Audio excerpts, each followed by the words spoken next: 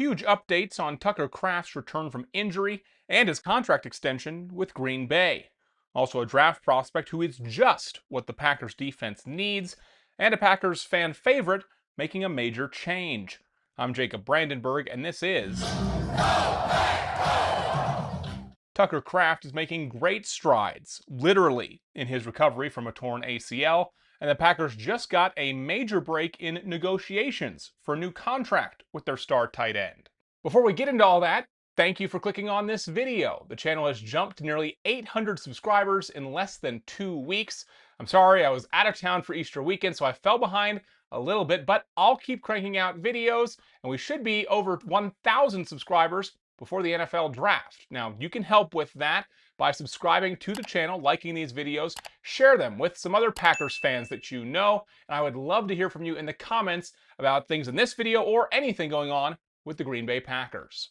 Star tight end Tucker Kraft looks like he's going to be ready for the start of the 2026 season. Kraft shared this video of him running as he recovers from a torn ACL. In his post, Kraft said he was celebrating Easter with family and was, quote, "back on my feet in the place it all started." It looks like Tucker's running on the track at his high school in South Dakota at Doug Kraft Field, which is named in memory of Tucker's father. So first of all, how can you not love this guy? Second of all, Kraft looks to be in great shape about 5 months removed from his ACL repair. As someone who also went through an ACL reconstruction in the same knee as Tucker's and on a similar timeline, I can tell you this is a great sign. I tore my knee up in a game during October, then was back and ready to play by the start of our summer practices and our preseason scrimmages. Oh, and I didn't have an NFL training regiment. Right now, I would be shocked if Kraft isn't ready to play in week 1. Of course, right now, he is in the only allowed to run in straight lines phase of his recovery. He'll still need to work up to cutting, changing direction, and of course, any contact that comes with playing football. Week 1 of the 2026 NFL season will be the second week of September. That would mean Tucker Kraft would be 10 months removed from his injury, which is beyond the recommended timeline on an ACL repair like this. Some more good news involving Tucker Kraft, this about his contract extension. Kraft is headed into the final year of his rookie contract, and we just got a major update. The Atlanta Falcons have been negotiating at this same time with their tight end, Kyle Pitts. It was expected that Pitts' contract would set a new market for the tight end position.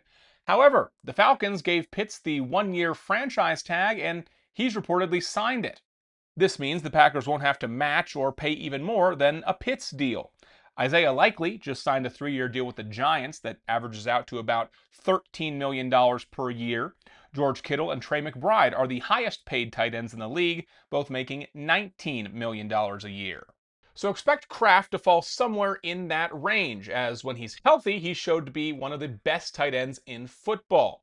Go ahead and drop some well wishes for Tucker Kraft in the comments as he continues with his recovery. Reports continue to pour in about draft prospects that Green Bay has had top 30 visits with. There's been some exciting ones, and I'm looking forward to going over those with you here in the next few weeks before the draft, but there's one that we have to talk about today. Georgia defensive tackle Christen Miller. He's visited with the Packers, it's confirmed, along with several other teams. Miller started all 14 games for Georgia last season. He is 6'4", 321 pounds, and a run stuffer. Miller is exactly what the Packers' defensive line needs, especially if they're going to be running more 3-4 fronts.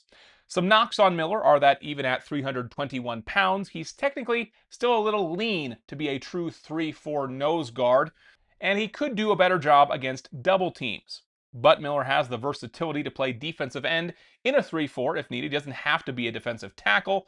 Green Bay and GM Brian Gutekunst also love Georgia defensive players. In fact, they've drafted at least one Georgia Bulldog defender in 4 of the last 5 drafts. That includes key guys like Devontae Wyatt and Javon Bullard. It must just be something about how Kirby Smart prepares defensive players for the NFL.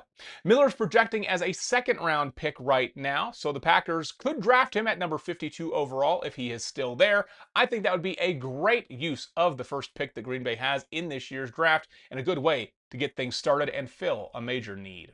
In other news, a Packers fan favorite is making a major change. I just mentioned Javon Bullard. Well, he's switching numbers, according to the official team roster. The Packers safety will now wear number 7 instead of number 20. Number 7 was just freed up by the departure of Quay Walker this offseason.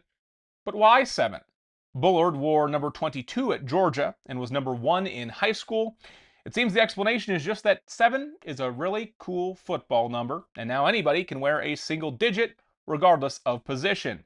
Although I was just getting used to Bullard's number 20 after his first 2 seasons in Green Bay, where he established himself as an enforcer in the Packers' defensive backfield. 90 tackles as a rookie, 83 tackles last season. But you have to admit, number 7 is going to look pretty cool out there on one of Green Bay's cooler players this season. I just feel bad for the people who just bought their number 20 Javon Bullard jerseys.